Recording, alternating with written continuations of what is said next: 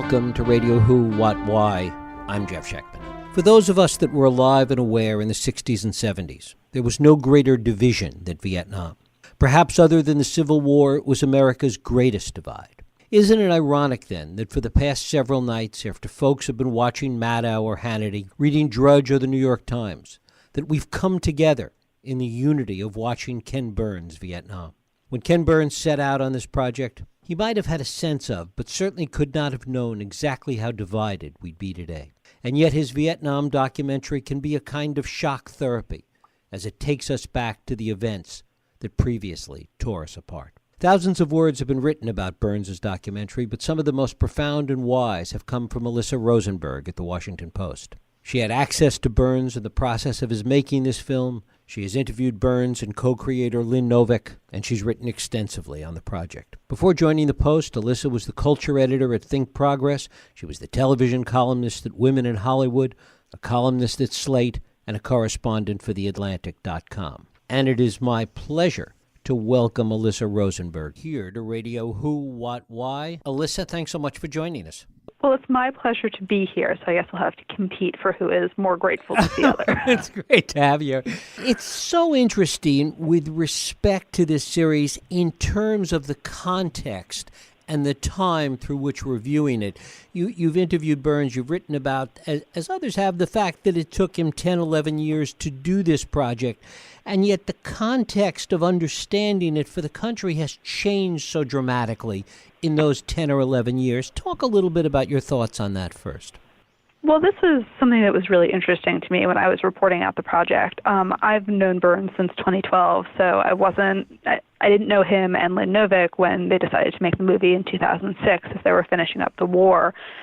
Lynn said that one of the things that sort of was on her mind when they were making the decision to make the movie was the role that the Vietnam War had played in the 2004 presidential election, when this group called Swift Boat Veterans for Truth kind of challenged John Kerry's narrative of his service in the Vietnam War. And, that was something that sort of burbled up in 2004 and then dissipated a little bit. But as they were editing the movie last year, which those were the sessions I was sitting in on, you saw Vietnam begin to sort of bubble up again. And the person it was coming from was then candidate Donald Trump, who seemed to litigate the war in really personal terms. I mean, he had himself gotten 5 deferments. He referred to his sex life as my personal Vietnam because of the risk of sexually transmitted diseases. He attacked John McCain, saying that he liked people who hadn't been captured in Vietnam. And so everything seemed to be sort of coming back as the series was nearing completion. And it wasn't simply that Trump was talking about Vietnam a lot, but the country's divisions started to feel sort of as raw and as irreconcilable as they had during Vietnam. And so the convergence of movie and moment are, of course, completely accidental, but I think that it makes the movie feel sort of eerily relevant. And if it achieves Burns and Novick's stated goal of giving people a common experience, I think amazingly useful in a way that they hadn't anticipated. Mm-hmm. The other part of it for Burns is how he juxtaposes it with his previous project about the Civil War, which is the other great American divide. Well, and I think that part of what was important to Burns and Novick in this movie is that many Vietnamese people experienced the Vietnam War as a civil war in which another country had decided to intervene. So it's not merely that the Vietnam War caused incredibly deep divisions at home in the United States, but in Vietnam you had these two separate countries, which one country, the North, saw as, the North saw Vietnam as a single country that had been partitioned by colonialists and that needed to be reunited. Some people, at least in South Vietnam, saw themselves as an independent country living on different terms with different values. And so, those divisions matter, I think, as much in Vietnam as they do here. The other thing that the film dramatically portrays in so many respects, or at least feeds into, is this loss of trust in public institutions, something that has become kind of on steroids today. Talk a little bit about that and how Burns and Novick see that. Well, I think that the two of them brought very different experiences into the making of this documentary because they're born 9 years apart. And so Burns was born in 1950. 53. I want to make sure I have that right. I'm pretty sure I have that right. And so he's growing up in sort of the post-war era when there's a lot of confidence about what America can accomplish and, what it should be accomplishing on the world stage. And he told me that, the Vietnam War was an interesting moment for him because his father was very involved in anti-war activism around the University of Michigan.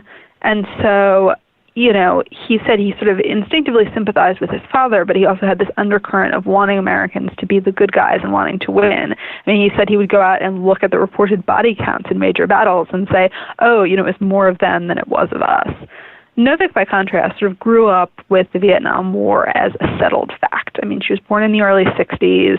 It was always there as long as she could remember things. But she told me that she also felt like the cynicism that came out of Vietnam was sort of much more of a normal default, right? This was just how we are and how we approach the government. And one thing I think that came out of Vietnam that has been really damaging in our present environment was there was this sense that old authorities had lost their credibility, but nothing rose up to replace them. We didn't settle on something to replace the government as, oh, we trust this person, we trust this institution, we trust this method of determining what's true. And because of that, we have inherited this incredibly fractured environment where we don't agree not just on the facts themselves, but on the methods for determining the facts. And I think that's an incredibly damaging legacy of the war in Vietnam, even if it's a good thing that we no longer blindly trust what the government is telling us. Now, one of the things that people have talked about is that in his Civil War film, there's a sense of also focusing on how the country came out of it, on the idea of parts of the war being about the survival of the country, whereas the divisions that came out of Vietnam have only arguably multiplied and gotten wider since. Yes, and I think that's absolutely true. One thing, though, that I think Burns has said over and over again, and that he emphasized in the Civil War, even if most people didn't pay that much attention to it, is that the Civil War is not necessarily a settled fact, right? We still have people marching in defense of white supremacy in the United States. We have this veneration of Confederate statues. And so the Civil War is not entirely a settled event in American historical memory. And it's entirely possible to lose some of the gains that theoretically came out of the Civil War. And so, I think there is this urge for national unity that maybe isn't always reflected by the facts. And again, one of the things that Burns and Novick emphasized in the Vietnam War is that there have been these same sort of reunions between veterans on both sides of the conflict, that happened after the Civil War. Those happened between Americans and North Vietnamese soldiers in Vietnam. So you have individual people who are sort of setting the standard and, showing a model for reconciliation, but that reconciliation isn't complete either in the case of the Civil War or the Vietnam War. One of the other differences is in understanding, particularly from a generational perspective, and understanding the reasons that the war happened.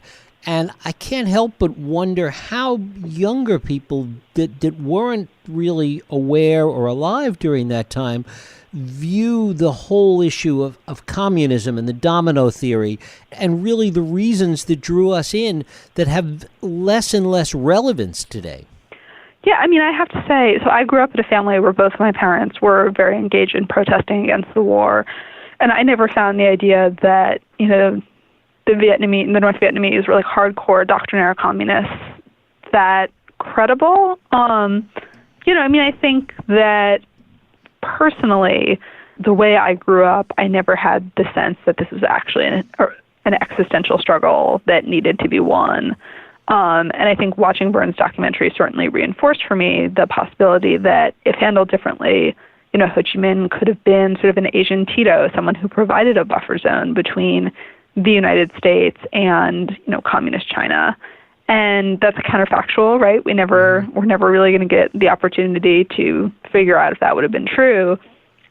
But I also think Burns and Novick's documentary makes clear that there were far more doctrinaire people who were in power in Vietnam. Someone like Le Duan, who is certainly more doctrinaire, is the architect of the Tet Offensive and willing to, sacrifice, I think, huge numbers of North Vietnamese soldiers to try to eke out victories. And so I think the documentary it works in two directions, right? It kind of cast some doubt on the idea that Ho Chi Minh himself was exceptionally doctrinaire or that the domino theory was credible, but it also points out that this sort of simplistic rejection of any idea that the North Vietnamese was run by hardcore communists is also not entirely factual. There's also the aspect of it, of whether or not the film really is strong enough to cause people to really confront those divisions that existed at the time. Yeah, I mean, I would say that that's not necessarily my take. That's, I think, what Burns in particular hopes the documentary can achieve. I think in a fractured media environment, the simple fact that a lot of people will turn out for a single shared experience is a useful thing. Right. I've gotten dozens of emails from American veterans of the Vietnam War about sort of what it would take for them to feel reconciled with people who protested the war, and I don't think a single documentary is going to go out and do that. But I think despite the fact that, Burns has stated what I think are probably some pretty lofty goals for a documentary like this, if it can be a model for individual acts of reconciliation, that's not worth nothing. Does he have a sense from people that saw this early on of how the audience reacted to it, will react to it as they see and watch the whole thing unfold?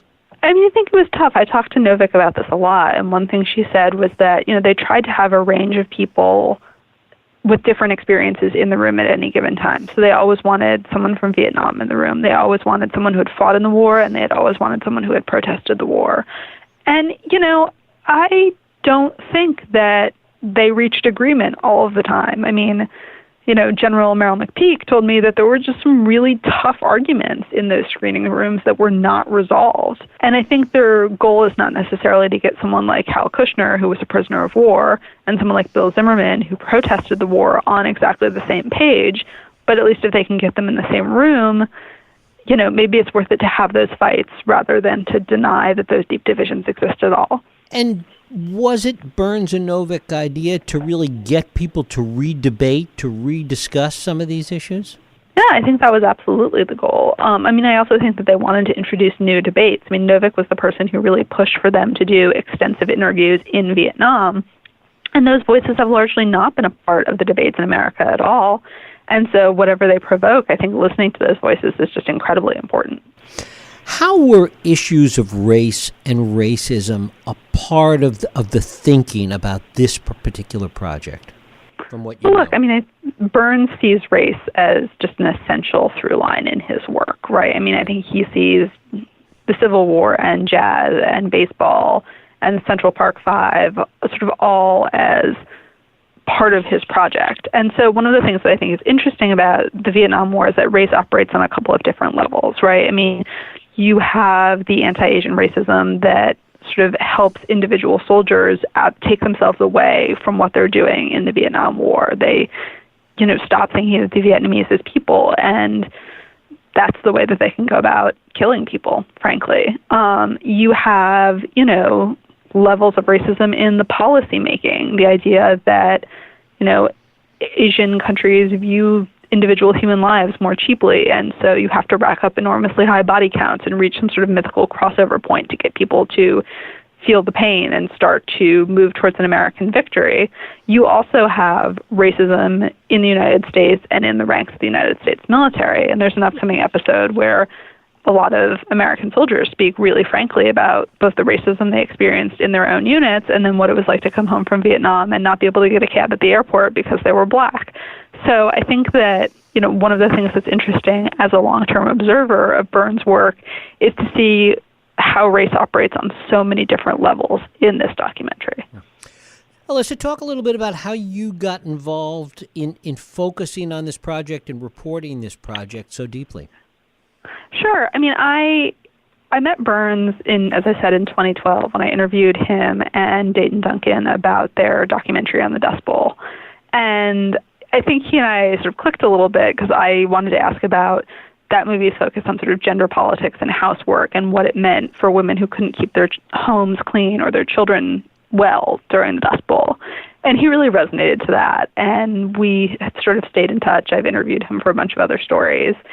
And when I learned that he was working on this, it just really felt right up my alley. I've been very interested in the 60s and the Vietnam War since I was little, despite the fact that I didn't live through any of this.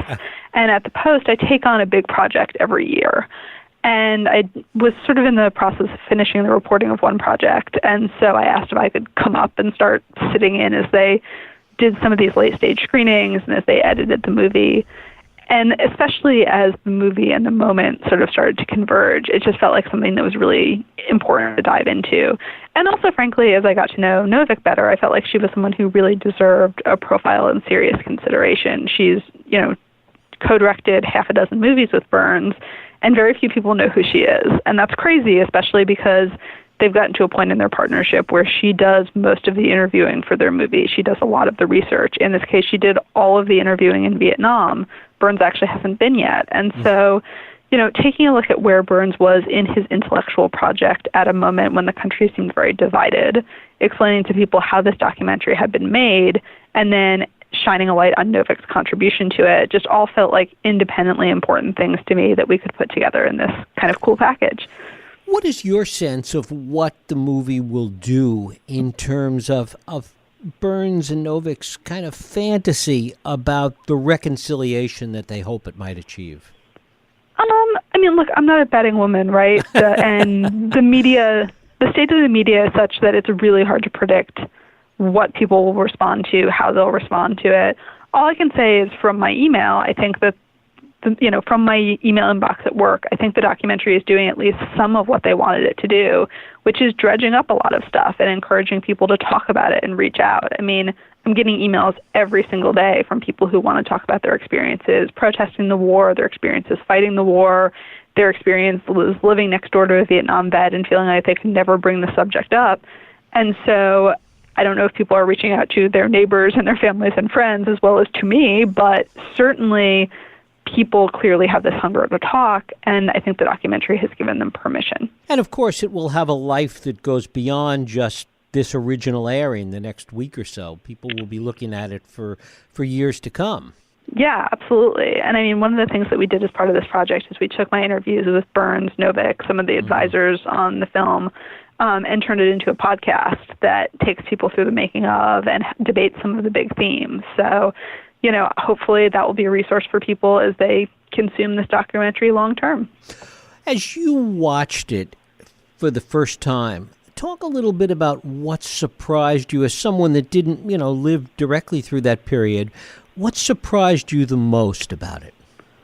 I think there are a couple of things. And to a certain extent, I felt like I was encountering some of my own moral fallacies in that I had never really thought about the South Vietnamese that much. And hearing from people who were excited that the Americans were there, who had these warm relationships with their American advisors, who felt betrayed when the Americans left, that was something I had not thought a lot about. And the movie really forced me to reevaluate that part of my own ignorance. I think hearing from veterans who just felt really hurt by the fact that we left was, again, something I had not taken particularly seriously. But the idea that, the United States had made a pledge and we didn't live up to it, and the communists proved more faithful friends than we were, as one veteran says later in the documentary, was not something that I took terribly seriously before this documentary. And I'm not sure that changes my opinion about whether the Vietnam War was a good war to fight or whether we should have stayed there endlessly.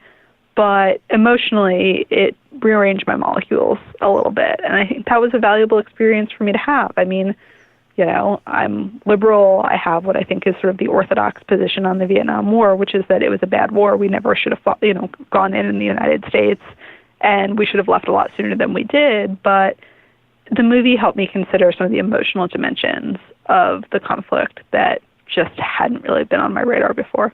And how has it changed or shifted or reinforced your views as to the divides that we have today versus what divided us and how we were divided back then? I think that it's made me look back deeper for the roots of a lot of what's going on today. I just think because we never, America was so eager to move on from Vietnam. You have Henry Kissinger saying that in the first episode. Right. You have Reagan and George H.W. Bush talking about Vietnam syndrome and the need to sort of get past all of this, that I just don't think we ever resolved a lot of the divisions of Vietnam. I think we sort of stuck them in the closet and hoped that the monster wouldn't come out, but the monster keeps coming out. And so I don't know if we can resolve those tensions now. I don't know if it's too late, but it made me feel that what's happening now is not unique to this moment and not only caused by this moment. Alyssa Rosenberg, her work can be seen regularly on the pages of the Washington Post. Alyssa, I thank you so much for spending time with us here on Radio Who, What, Why. Thank you so much for having me. Thank you for listening and joining us here on Radio Who, What, Why. I hope you join us next week for another Radio Who, What, Why podcast. I'm Jeff Schechtman. If you like this podcast, please feel free to share and help others find it by rating and reviewing it on iTunes. You can also support this podcast and all the work we do by going to whowhatwhy.org/donate.